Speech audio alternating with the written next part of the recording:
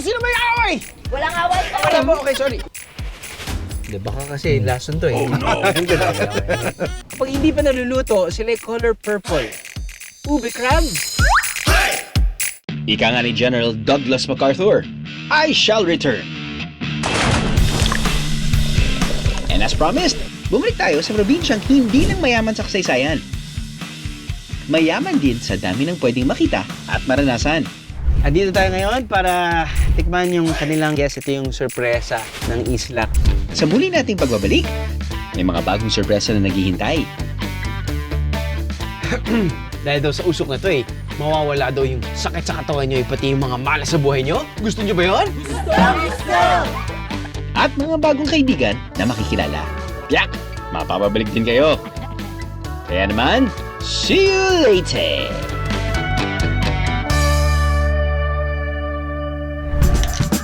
Bieros, alam niyo ba kung anong prutas to? Mali ang hula nyo. Hindi ito kaong. Ito ang bunga ng nipa o nipa palm fruit. Pero alam niyo ba kung paano at saan ito nakukuha? Sa dami nang nakukuryos! Ang video na ito, umani lang naman ng 34 million views. Gawa ito ng vlogger na si Kusinerong Biyahero na taga Hilongos, Leyte. Dati siyang driver sa Mindanao, pero nang dahil sa pagiging vlogger, meron na siyang sariling sasakyan, bahay at lupa. Ano sa inyo, Bieros? Sa kanyang videos, ipinapakita niya ang simpleng pamumuhay sa probinsya at pagluluto sa kanilang bakuran. Bentang-benta naman ito sa kanyang 2.3 million followers sa Facebook. Pero ang hirit ng mga ito, Nice content. Pero sana magsalita ka. Sana marinig namin boses mo. Magsalita ka naman sa videos mo. ang kanila kasing online lodi hindi nagsasalita sa kanyang vlogs. Maririnig kaya natin for the first time ang boses ni Kusinerong Biyahero? Hey, Sergio, welcome! Ako pala si Kusinerong Biyahero. Welcome sa bubo ko. Sasalita ka pala? Hindi ko alam! Sige. Tara tayo. Biyahero Drew meets Kusinerong Biyahero. Kaya ngayong araw, literal na matitikman natin ang buhay probinsya. Una sa listahan, titikman natin ang nag-viral na Nipa Palm Fruit. Kinakain ba talaga to? Hindi ba dapat, hindi naman talaga kinakain niya? Kinakain niya, sir. Masarap din, sir. Kasi ang alam ng mga tao, nipa, ginagawa lang bubong. Oo pero nga. dito, kinakain yan. Wala pa bang namamatay dyan? Wala. Wala Masarap yan. Masarap. Wala pa namamatay. Teka, parang una muna sa nagsimula kasi hindi ito normal na ako hindi ko alam kasi hindi ko pa nasubukan to. Pero parang sa inyo parang normal na. Oo. Dito sa amin, ako lang Ikaw lang yung nakakagawa, nakakaluto rin. nakakaluto dito ng nipa. Saan mo natutunan? Sa mga magulang mo? Sa mga lolo o Sa magulang ko, sa noon pa. noon pa? Okay, so paano natin gagawin to? Ito, bro. umpisa na natin biyak.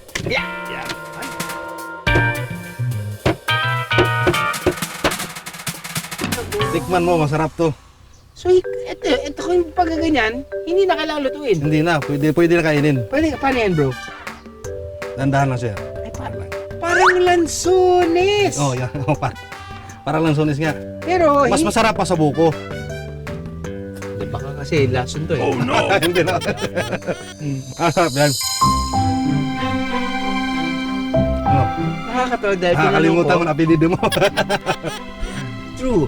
Pero sinabi ko lansones, pero sinabi mo mas masarap sa buko. Gets kita dahil yung consistent, mas malapit siya sa buko kaysa sa lansones. Opo. Yung lansones kasi parang may distinct na tamis. Ito parang, actually meron siyang pagka-lychee. Karaniwang ginagamit ang dahon ng Nipa Palm Fruit sa bubong ng bahay. At ang bunga naman, bukod sa nakakain ng hilaw, pwede rin daw gawing panghimagas. Kaya itinuturing ito na isa sa pinaka-importanting economic Philippine crop dahil sa maraming gamit ito. Teka, ito, kinakain lang po ito or? Pwede din tamatamis. Sir, gagawa tayo ng nipa con yelo. Okay, Subukan na. Ito na, umpisa na natin. ice mo na. Opo. Sige po. Yan. Uy. Okay lang. Ay, nahawa ka naman kasing ice. Yan. Yay, uy. Ito yung ginagawa ko. Tikman mo na, sir. Ano? Sarap. Ano, nagustuhan mo ba, sir? Ang sarap. Hindi siya sobrang tamis. Tapos yung panghimagas mo na parang hindi ka masusuya dun sa tamis. Galing. Sa sarap ng Nipa con Yelo, muntik ko nang makalimutan ang totoong pangalan ni Kusinerong Biyahero.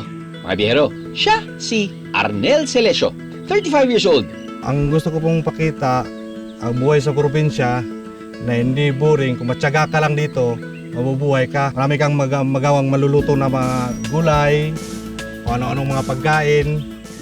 Dahil sa vlogging, nakatutulong na rin siya sa daang-daang tao sa kanilang barangay sa pamamagitan ng pamimigay ng libreng groceries taon-taon. Ang hilig sa pagluluto, nagamit din niya para masungkit ang matamis na oo ng kanyang asawa. Yung asawa ko ang nagtulak sa akin na mag-vlog. Isa din siyang food vlogger na kahit mga followers ko, hindi siya kilala. Ready na raw silang mag-hard launch. Ang asawa ni Kusinerong Biyahero ang nasa likod ng page na Taste of Pinas na may 1.8 million followers. Siya si Irene Celesio. Nagkilala kami sa Maynila. Una, kinukunsabo ko yung caretaker. Dinadaan ko na muna sa paghatid-hatid ng ulam. Pero dumating yung time na ako na talaga ang nagdala. Kasi gusto kong mangligaw sa kanya. First time naming kinakita sa mga tao na magkasama kayo together. Hindi nila alam na kayo Ngayon lang. ex-boyfriend, ex-girlfriend. Yes, first time po. Kasi separate po kami ng page. Yung sa akin po, more on, yung content ko is more on panegosyo recipes, Panegosyo. home cooked meals. Yung sa kanya naman po is counterside cooking. Aba nga naman, basta food vlogger, sweet lover. Nagsimula yung ligawan namin dahil sa pagkain. Kaya nadala din namin sa pagbablog namin. Sino sa tingin nyo ang mas magaling magluto? Ako. Ang bilis! Ang bilis ah! Ang bilis ah! Ikaw bilis ah! agad. Ikaw Kasi talaga. lagi nire-request ng mga bata eh. Pa, magluto ka ng ganito. Pa, Opo. magluto ka ng ganito. Hindi bago sa vlog ni Irene na Taste of Pinas ang recipe ng iba't ibang kakanin. Pero may natagpuan kaming suman na kasing laki ng braso at kayang bumusog ng 3 tao. Ito ang magsaysay. Pero hindi lang ang laki nito ang binibida, pati na rin ang pasabog nitong sorpresa.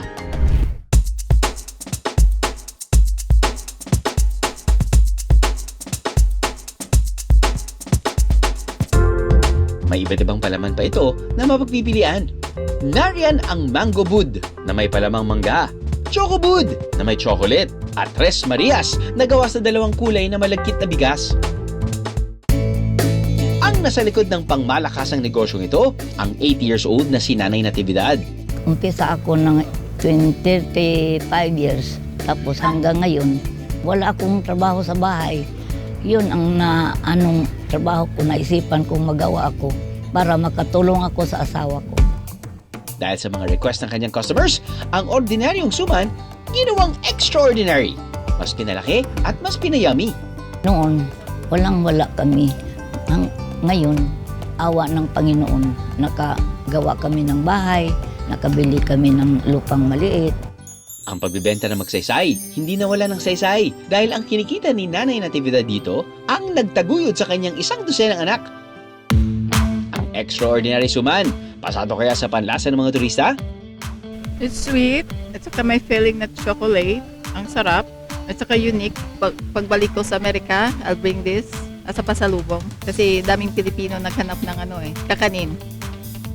Masarap. Kasi mahilig kong matamis. At saka medyo malambot na may pagka-crunchy na malinamnam. Super lambot. At saka yung chocolate niya. Tamang-tama lang yung tamis. Sarap talaga. Ang sinimulang negosyo, naipasa na rin sa mga anak ni Nanay Natividad. Partida, 45 years and counting na ang magsaysay ni Nanay. Nagpasalamat ako sa Panginoon. Nakaisip ako ng ganyan para makatulong ako at saka hanggang na ngayon sa mga anak ko na matanda na ako, hindi na ako makatrabaho ng kahit ano. Mga anak ko na lang ang naggawa ngayon hanggang sa mga apo ko. Busog na sa gahiganting suman, kargado na para sa island hopping. Ang pupuntahan natin, grupo ng mga isla sa bayan ng Inupakan at Hindang. Ang balibalita, iniiwasan daw ito ng malalakas na bagyo at mapaminsalang ipo-ipo. Ang sikreto, protektado di umano ang mga isla ng mga santo. Binibisita ng mga biyahero ang 4 islas, hindi lang dahil sa puting buhangin at asul na kulay ng tubig, kundi dahil sa mga sorpresang naghihintay sa bawat isla. First up, Mahaba Island. Tinatawag itong mahaba dahil literal na pahaba ang hugis nito. Sa islang ito, kakaibang spa raw ang pwedeng maranasan. Pero ang masahista, hindi tao, kundi hipon. Ano pong ginagawa ng mga turista dito? Ilalagay yung paa mo sa tubig at parang tinatawag na shrimp spa. Shrimp spa? Oo, shrimp spa, yung tawag nila. Ba, nag-uso na talaga yung mga spa na yan, Oo. ha? Kasi parang ningangat-ngat nila yung dead skin, Dead skin. Sa paa. Nanguhuli po ba kayo ng hipon dito? Hindi po, kasi dito parang for sightseeing lang talaga. Unique siya, hindi mo makikita sa kahit sa ibang protected area o sa ibang lugar. Ng mga hipon na ginto. Ganito, kulay-pula. Siyempre medyo cloudy at hindi masyadong visible, no? Pero kahit na hindi ganun ka maaraw, marami sila gumagalaw, oh. Parang nagiging habitat nila ito, bahay nila. Kilala ang red shrimp sa pagiging active scavenger. Ibig sabihin, kinakain nila ang mga nabubulok na halaman sa kanilang paligid. Pati na rin ang mga dry skin ng paa natin, biheros. Ngunit hindi lang shrimp spa ang sorpresa na hatid ng Mahaba Island. Kung siswertihin, meron din tayong kaibigang naghihintay para tayo salubungin.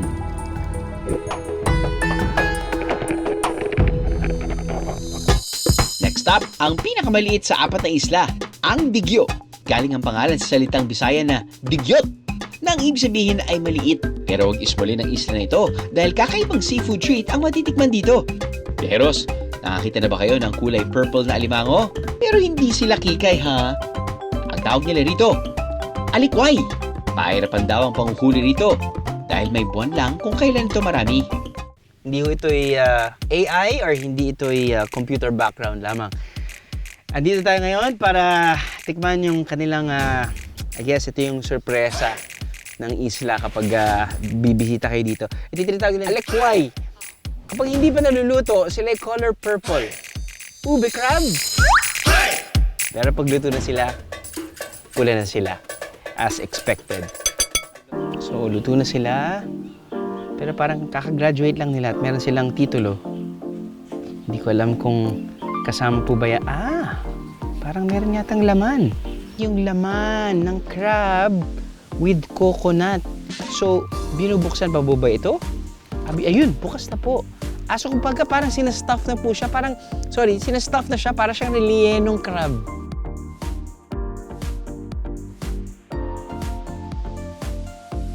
Ginger. Lasang gata. Pero mas lalong umuusbong yung ginger, which is kailangan para matanggal yung lansa. I guess yun yung style nila dito. Nire-relleno nila or naglalagay sila ng different ingredients. Kasama na dyan yung gata, kasama na dyan yung ginger. Hinahalo nila sa loob. At hinahalo nila yung laman ng alimango doon sa mga different ingredients. Isa pang kakaibang food trip dito, ang sea cucumber, na kung tawagin nila ay bat. Nakapangingilabot kung titingnan. Pero talagang kinakain daw ito rito, mga biyero. Ito yung tinatawag nilang bat. Sea cucumber. Ito, parang ginawa nilang kinilaw. Kinilaw, hindi nila inihaw, kinilaw lang. Okay.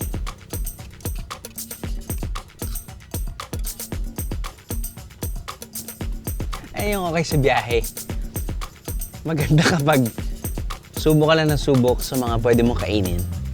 At doon ka bubukas ang iyong isipan at mata sa mga kinakain ng mga lokal dito. Hindi lang yan. Bukod sa food trip, binabalik-balikan daw ng mga turista ang lulubog at lilitaw na sandbar.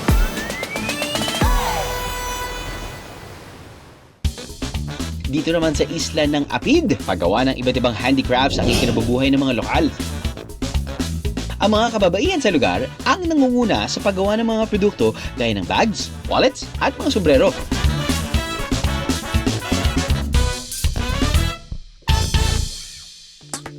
Payak ang pamumuhay nila rito. Pero ang isla, may itinatago raw na misteryo. Di umano, iniiwasan daw ang isla ng mapaminsalang ipo-ipo. Kanang buhawi nga parong sa apid da inglikay da. Sa kalapit na isla naman na Himukilan na pinakamalaki sa 4 na isla ng 4 islas, umiiwas din daw ang malalakas na bagyo. Kung tinatamaan man daw ng bagyong isla, hindi malakas at walang mga nasisirang kabahayan. Ang sikreto, protektado raw sila ng mga santo na di umano'y nagbabantay sa isla. Pagpasok pa lang sa isla, bubungad na ang imahen ng 2 santo na sina San Pedro at Santo Niño. Paniniwala ng mga lokal, ang mga ito ang dahilan kung bakit hindi malaki ang nagiging pinsala ng mga dumadaang kalamidad sa isla.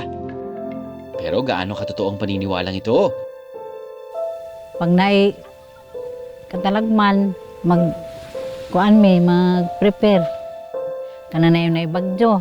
Kanang among balaya, kung ano na sa kanang lubid bitaw. Amo nang kuanan, banganan. Ayon sa Inupakan LGU, kadalasang hilagang parte ng Leyte ang tinatamaan ng malalakas na bagyo. Ang mga bayan ng Inupakan at Hindang, kung nasaan ang 4 islas, saktong nasa timog na bahagi ng probinsya. Maswerte raw sila dahil may hinang bagyo lang ang tumatama sa kanila. Huling malakas na bagyo na humagupit sa isla ay ang bagyong Odette noong 2021. Pagkatapos maglibot sa mga isla, maglibot naman tayo sa palengke ng Hilongos, Biyahero. Hindi lang pagkain, marami ring kakaibang bagay ang makikita rito, katulad nitong kamanjan at pili. Ano kaya ang mga ito? Dahil daw sa usok na to mawawala daw yung sakit sa katawan nyo, pati yung mga malas sa buhay nyo. Gusto nyo ba yun? Saan kayo galing? Parang usok? Ano pong ginagawa nyo dyan? Mapalina ako, sir. Ano po yung proseso ng pagpapalina? Bakit po ginagawa ito ng mga tao? Para sir, ang iba kasi para may magsakit siya, dahil ang yung sakit na, malutas. Tapos iba naman, kung may isda ka, lalong sulitin ng kuha na maraming isda, ganun. Tapos ang iba naman, kung mababiyahe ka, bali na para okay ang biyahe mo. Sige po, paano po yung, paano nyo po ginagawa to? Ito po ba yung sinusunog? Hindi, sir, pag ano Sorry. yun, sa plato. Plato, sorry. Ito ang pila, sir, pili. Ito ang pili sa ilalim. Ginagamit ang kamanjan at pili sa pagpapalina o cleansing na parte ng tambal binisaya. Ang pagpapagaling gamit ang iba't ibang herbal na mga gamot. Ito, sir, ang kamanjan. Ito ang papalina. Pwede din sa bahay. Halimbawa, kung yung mga masamang sipito, pahalis sila para laya sila lahat. Mao ni ang Bisaya nga tambal, sir. Sa halimbawa kay kwarta, dali ra makapait kay brato naman. Tagkuan, 60 pesos ang katong tag 10 pesos ang kamanjan. Ito ang 60. Opo. Yung mga tao, kapag walang pera, ito na lang po yung nagiging sinusubukan nilang solusyon para magpagaling. Opo, sir. Tama po. Dahil mas mahal kapag pumunta sa ospital. Yung malit ako sa dali akong malagnatin. Tapos, ganyan, ina ako ganito. Yan, madali lang akong parang okay lang ang pakiramdam ko. Dami magamit ito. Ganun para swertihin ka. Halika na, loto na tayo, Nay. Punta tayo doon sa loto. Kung kayang maitaboy ng kamanjan at pili ang malas na nakadikit sa inyo, hindi na yata nito kayang solusyonan ang gutom na nararamdaman ko. Kaya tara na sa sikat na painitan ng Hilongos. Tikman natin ang mga pagkain pang tawid gutom para sa ating mga biyahero. Excuse me po, Nay. Ano po nangyayari dun? Ba't ang daming tao? May rambol. May rambol? May away? Basta may rambol. Ay, naku. Tatawag na po ba ako ng pulis? Iwan ko. Sino may away? Walang away, sir. Wala po, okay, sorry. Pwede na tayong mag-relax, biyaheros. Walang away. Pero totoong may rambol na binibenta ni Nanay Nena. Ito ang tinitinda namin, puto rambol. Puto rambol. Yeah, ito ang native delicacy ng Hilongos. Puto rambol. Yeah. Bakit po tinawag na puto rambol? Mix ito, sir, 3 klase. Puto, munggo, at saka sikwati. Nay, ano po ba to? Normally, buong araw niyo po binibenta to? Mas mabili po ba sa umaga? Kinakain ng mga lokal dito ng hapon? Ano po ba? Anytime, sir. Anytime? Yeah. Mula ng madaling araw until hapon. Titikman ko na lang po, no? Naalala ko po yung kabataan ko. Dahil sa bahay namin, parating may champurado. Ang tawag po namin sa amin, champurado. Ayan. At yun din po yung Yan lasa din ang nito. puto. Mainit, masarap yung texture ng kanin.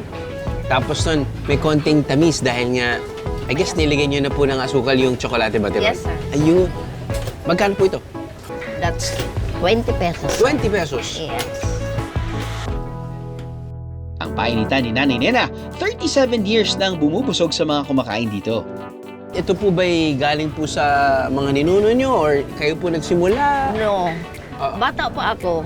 Kasi yan ang agahan namin bago kami pumasok ng school. Yeah. Tapos nag-observe ako sa kanila, mabinta. Naisipan ko na mag-negosyo na ako lang tulad ng ganito. Okay, puto sikwati, puto munggos at puto rambol. Bukod sa puto rambol, isa rin sa pinagkakaguluhan dito ang kanilang puto munggos.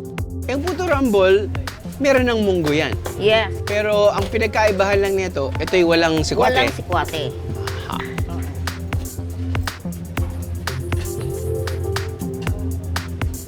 So, kung ito champurado, may tamis at may halong tsokolate, ito, may tamis din siya dahil may halo ng asukal yung munggo. So, ulam ba o panghimagas? Feeling ko panghimagas on the panghimagas side pa rin dahil may tamis pa rin siya. Parang feeling ko nga dito, pwede nga pa kayo maghalo ng tinapa. Tinapa? Isda? Isda. Maalat. Pwede. Pwede rin po, siya. no? Pwede po.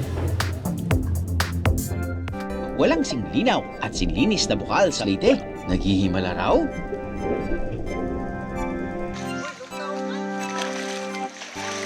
Sa sobrang linaw daw ng tubig sa bukal ng Uhan, no sweat sa paghahanap ng pisong nahulog. Pinaniniwalaan ng mga residente na kapag nag-alay sa bukal, gaganda ang ani.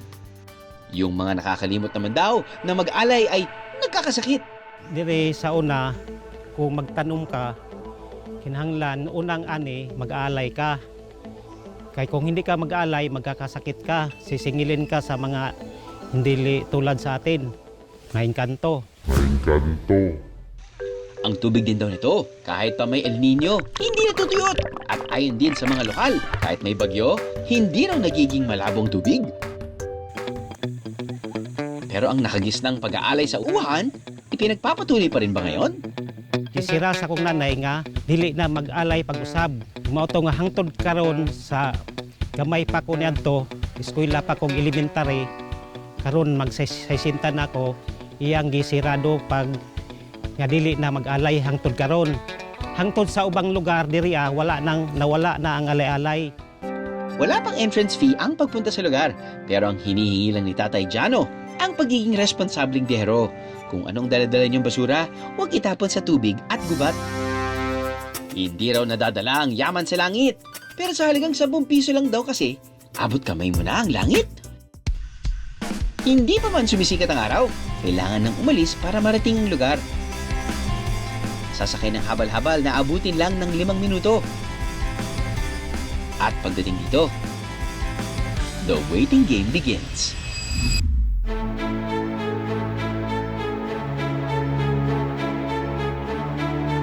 Yeros, ang hinihintay natin ay ang sorpresang Sea of Clouds dito sa bayan ng Baybay sa Leyte.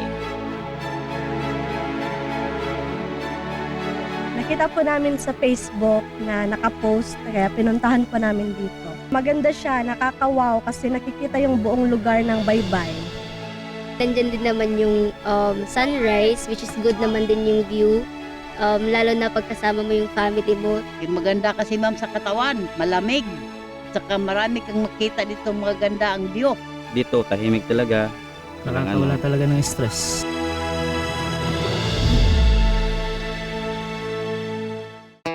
May mga lugar na binabalikan para maranasang muli ang mga bagay na nakapagpapasaya sa atin.